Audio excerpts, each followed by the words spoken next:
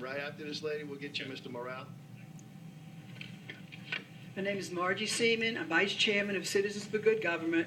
I live at 1712 North Arnault Road in Metairie. Okay, the first thing I want to say is Citizens for Good Government wants to commend President Theriault for making available online the salaries of the parish employees and also for posting online copies of many signed contracts with the government. These actions are a step in the right direction for greater transparency in government. However, it's not transparent for the Jefferson Parish government to deny the right of one of our whistleblowers to be interviewed by Fox HTV, and we believe that this is a violation of his right to free speech. We also want to commend the individuals who are handling our public records requests for recently responding to our many requests ever since Councilman Young and Chris Roberts intervened on our behalf when our public records requests were being denied. Now, Citizens for Good Government has been approached by a number of whistleblowers who work for Jefferson Parish. We have found that the employees of Jefferson are terrified to speak openly about fraud and corruption which they have observed in our government for fear of being harassed or fired. But who can blame them for remaining silent when they see the harassment and abuse of whistleblowers such as Assistant Parish Attorney Anne-Marie Vandenway and also the John Nunez, who's a playground supervisor. Okay, some of these people call us anonymously because they say that if their identities were known, they might get fired.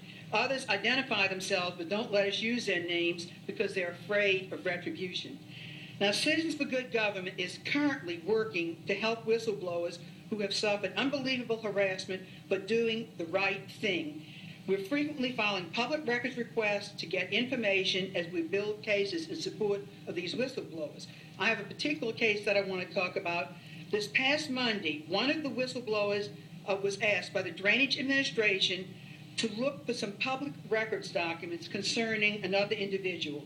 The documents that our whistleblower was asked to locate were contained in a filing cabinet that in what used to be his private office on the West Bank.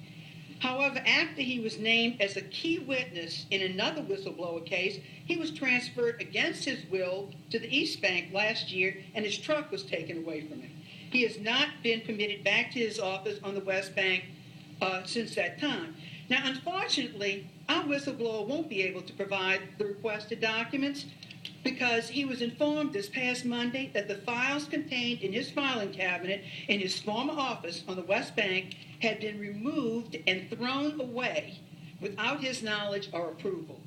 We are very upset about this, since this action of destroying the files of a whistleblower not only constitutes harassment, but it is a prohibited reprisal under Section 7, Whistleblower Protection of the Jefferson Parish Personnel Rules. Furthermore, if these public records have been destroyed without obtaining the permission required from the Secretary of State Record Management Division, then the person or persons responsible are guilty of hindering public access to public records, and if this was intentionally done to obstruct justice, there are also criminal penalties that can apply. And the Drainage Department employees who did this cannot use the excuse of ignorance of the law, since all of them were required to attend a seminar where they were lectured about this. Now, as our elected representatives, we expect the council to look into this prohibited retribution against whistleblowers.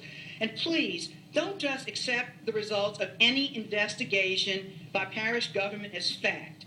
In this Jefferson Parish Sheriff's Office report, specifying an accusation of work fraud, which was filed by one of our whistleblowers, I'm going to quote from it. It says, the lieutenant who wrote this said he also learned from the Department of Human Resources that a full and complete investigation was conducted by the Parish Attorney's Office of Jefferson Parish. But this so-called complete investigation did not even include an interview of the whistleblower's key witness, who could corroborate everything he said, and our whistleblower even provided a list of 11 questions that, if they were answered, they would prove his case. The whistleblower's questions were ignored so much for a complete investigation by the Jefferson Parish government. As a President Theriault, these whistleblowers work for you. Aren't you going to do anything to protect them? The abuse of whistleblowers has got to stop. The harassment of whistleblowers is not only against the law, but it is against Ms. common Seaman. decency. Thank you. Ms. Seaman. And I can give you documentation on this. Our whistleblower filed a complaint today. All right. Thank you, ma'am. Okay.